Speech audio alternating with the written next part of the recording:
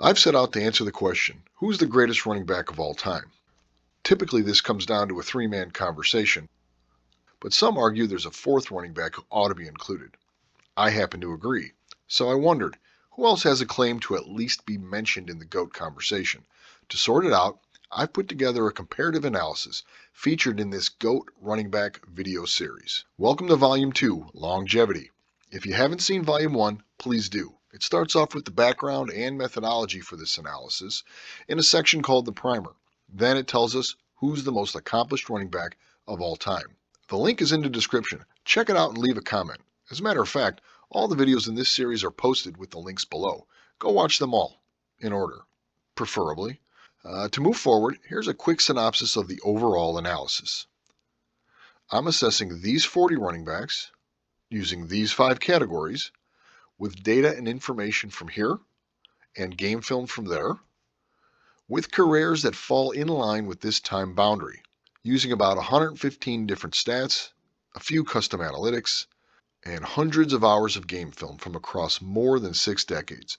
No highlights were used in the making of this analysis.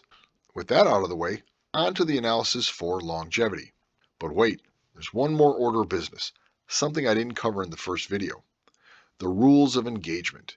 These establish the very important factors that are essential for making this analysis a cogent analysis. Rule number 1, greatest versus best.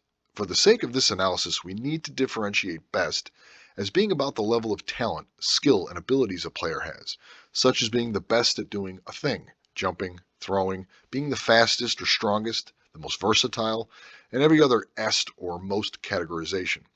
Great, on the other hand, is about achieving great things, having a great or significant impact in your area of endeavor, demonstrating a complete set of skills in a sustained, consistent way that leaves a notable on-field legacy behind. This is what I'm talking about when I say greatness. Next is running back versus rushing. Quite simply, rushing is a verb, a thing a running back does.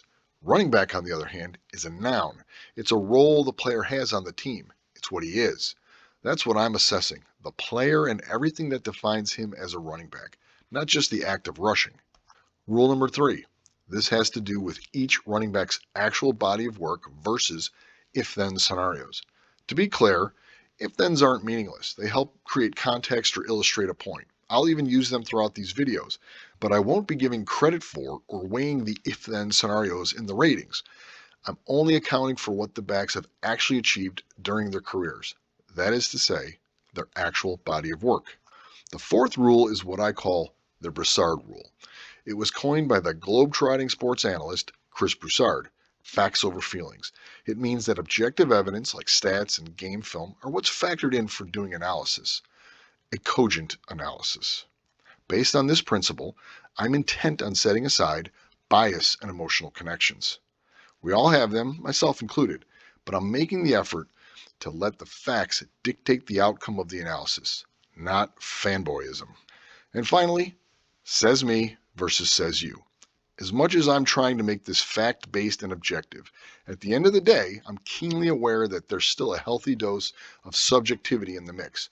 I chose the categories, I chose the criteria in each category, I chose the running backs in the analysis, and I decided which stats and metrics to analyze. With this in mind, all I can do is be as transparent as possible, so you can see how I'm drawing my conclusions. In the end, this is going to reveal the GOAT running back, says me. You might not agree, maybe you will, but if we're just going off of opinion, I'll go with mine. Now, for the longevity criteria. This is how the running backs will be rated in this video. Longevity as a category isn't merely about total cumulative stats or the number of seasons played. It's about delivering a high level of production season after season while being readily available. I care about how the running back's total career production is distributed across the seasons he played, not just the final total. For these purposes, I'm including availability, which is the ratio of games played as a starter as a proportion of the total number of team games for the season. I don't know if he said it first, but I think he said it best when Bill Parcells declared the best ability is availability. Next, production refers to the cumulative stats for touches, yards from scrimmage, and rushing and receiving touchdowns. The longevity rating is determined by adding up the total number of seasons in the top 10 for each of those production stats, along with the career availability score. It looks something like this. This player has a total of 26 longevity points, 16 from the production stats, and 10 effective seasons of availability. If you're curious, this example is Thurman Thomas. So, after we run the numbers, we get the top 10 backs for this category. It turns out Thomas doesn't quite make it that high. You may also note that I refer to availability and the number of seasons in the top 10 for touches as a stat for durability. Similarly, the number of seasons in the top 10 for total yards from scrimmage and touchdowns is an indicator of dependability. Now stay with me on this. So why does longevity matter? As I just mentioned, it's a reflection of durability, considering a player's long-term availability while bearing a high level of usage, in other words, touches, and it reflects dependability in terms of providing a high level of both yardage and scoring season after season. Overall, a high level of availability and production, year in and year out, means the running back is able to weather the down years and keep producing in seasons when the team becomes more competitive. On that note, this also enables the team to focus on developing other areas of the roster in each offseason. Take a look at 11 through 25 and 26 through 40. If you have any questions, comments, or concerns, you know the drill. Drop a message in the comment section. Now, out of all running backs, Walter Payton had the best longevity of them all. He missed only one game in 13 seasons, which was due to an ankle injury early in his rookie year.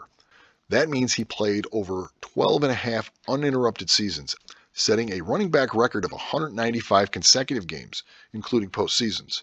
Throughout his career, he led the league in carries for 4 consecutive seasons, was top 5 in touches 10 times, and top 10 for a record 11 times. That kind of availability and workload demonstrates that his durability was second to none. But he wasn't just durable and long-lasting. Payton also had the best long-term dependability. He produced numbers in the top 10 for total yards from scrimmage 11 times, with 7 of those seasons also being in the top 10 for rushing and receiving touchdowns. He could be counted on just about every season beyond the field, delivering a high level of production. In what could be considered his second apex peak, after the 1982 player strike shortened season, his longevity really shined. This was his 9th through 13th seasons where he put up more yards than any other running back in that stage of his career. He did this despite his final season also being a player strike shortened year. Comparing Payton's 9th season through retirement against top backs who actually played 1, 2, or 3 seasons more than he did, you can see that he gained more total yards from scrimmage than any of them, and by a significant margin. Frank Gore came the closest, but only after playing for 3 seasons beyond Payton's 13-year career. The relevance of this is that Payton delivered peak value late in his career when the Bears were finally competitive enough to make the NFC Championship in 1984 and win the Super Bowl in 1985. His production at that late stage of his career was critical to the Bears' success. This is further illustrated by the fact that for 1985, the Super Bowl season, his 11th year, he put up 2,000 plus yards from scrimmage for a 3rd consecutive season. It was a record-setting 4th for his career, a record that still stands today, though it has been matched by Eric Dickerson and Marshall Faulk. In 1986, his 12th year, he followed up with over 1,700 yards from scrimmage. As a matter of fact, Payton's 85 season is the most prolific 11th year that a running back has ever had in league history, while 1986 is the most prolific 12th season anyone's ever had. But he wasn't just outdoing other long-time running backs comparing 11th and 12th seasons. He was outdoing most of the top young backs that were playing at the time. For example, he finished 4th place for the rushing title in 1983, 2nd in 1984, 3rd in 1985, and he was 5th in rushing in 1986 with over 1,300 yards. And again, that was his 12th season at the age of 33. Many of the running backs in this analysis didn't even have an 11th or 12th season, or the results simply fell off a cliff by then. Comparing total yards from scrimmage against other legendary backs, you can see that it's not even close. Moreover, Payton's second peak in those late years is equivalent to a Hall of Fame career all by itself. This includes having received MVP voting shares in 3 consecutive seasons, coming up second in voting in 1985 behind Marcus Allen, while also winning a secondary MVP that season called the Newspaper Enterprise Association MVP. This award was voted on by the players, so in a way, that makes him the people's champ. Comparing his 5 seasons to several other Hall of Fame running backs' entire careers, Payton's output was on par or greater than their 11, 12, and 13 years in the league. He was elite all the way to the end. In second place, as we may expect, is Emmitt Smith. He played 15 seasons, becoming the all-time leader in rushing yards, total yards from scrimmage, seasons with over 1,000 yards rushing, games with over 100 yards rushing, total career touches, and total career touchdowns. Despite having all those leading career stats, he comes up in second place because his results are distributed across 15 seasons compared to Payton's 13. This means that his total production is a little more spread out, with fewer seasons in the top 10 for touches and total yards from scrimmage. Smith's touchdown result, on the other hand, is the real standout. He and Jim Brown are tied for the most seasons in the top 10 with 9, thereby compiling those few extra longevity points needed to secure the number 2 spot. And speaking of Jim Brown, it's very telling that he appears third on this list despite an early retirement. He placed in the top 10 across the board in all 9 seasons, most often at number 1, marked by the bold type. Additionally, he didn't miss a single game throughout his career, 118 in total, giving him an excellent availability rating.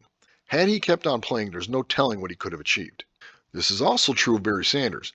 He retired before his time, but still achieved a better longevity rating than numerous backs that played 11, 12, 13, 14, 15, and even 16 seasons. He was near the top of the league in every season of his career, especially in his 9th season, where he became the 3rd running back in NFL history to surpass the 2,000-yard mark, accumulating over 2,300 yards from scrimmage. Overall, he had 1,000 yards rushing in every season, including 1993 when he missed 5 games. His talent level was legendary. Besides the guys who finished at the top of this category, I want to share some important takeaways about a few other elite running back whose longevity and therefore overall rankings in the entire analysis are affected by career-shortening injuries. Namely, there's MVP running back Larry Brown, Priest Holmes, who had one of the greatest peaks of all time, MVP and Super Bowl MVP Terrell Davis, and the legendary Gale Sayers. Each had a remarkable peak, but injuries left them with fewer seasons than most, resulting in low longevity ratings. Flukes, overutilization, weak joints, I don't know, but all of these guys had the potential to be the GOAT if things had held together differently. This line of thinking also applies to Adrian Peterson. While injuries didn't shorten his career, he actually played for 15 seasons. They did shorten his career peak. His amazing resiliency enabled him to place soundly in the top 10 for this category, but a severe knee injury that struck during the heart of his prime had a lingering and long-term effect on his overall career production. He entered the league with 4 consecutive seasons in the top 10 for rushing yards and total yards from scrimmage, which included a rushing title in 2008. Then his results dropped off in season 5 due to the injury. He returned with a vengeance in 2012, churning out 2,097 yards, which is the 2nd most rushing yards in a season ever, earning him Comeback Player of the Year. Unfortunately, he suffered another season-ending injury just a couple of years later, causing him to miss almost his entire 8th season in 2014. He somehow bounced back in year 9, capturing the league rushing title once again, along with the running back Triple Crown. It seemed like he was back to full form and the sky was the limit. But in the end, the injuries led to continuous performance issues, several trades, and periods of reduced availability and utilization. He just couldn't achieve another top 10 season after his 9th year in the league. But looking back, even late in his career, I have to say an injury-free Adrian Peterson would have been historic. So there are the key takeaways for longevity. Of course, there's lots more that I can talk about, but I need to wrap it up. I'd love to expand on other backs and other facts, so let me know if there's anyone you're interested in knowing more about, such as how Raiders owner Al Davis referred to Marcus Allen as a cancer and how that dragged down Allen's overall career production. But as for this video, click the like button if you liked it, subscribe if you want to subscribe, tell someone about it, and know that Walter Payton had the best longevity in the history of the NFL. Says me. From here on, it's off to Volume 3, Performance. It's an assessment of individual player efficiency on a per-team game basis. See if you can predict who will win that one.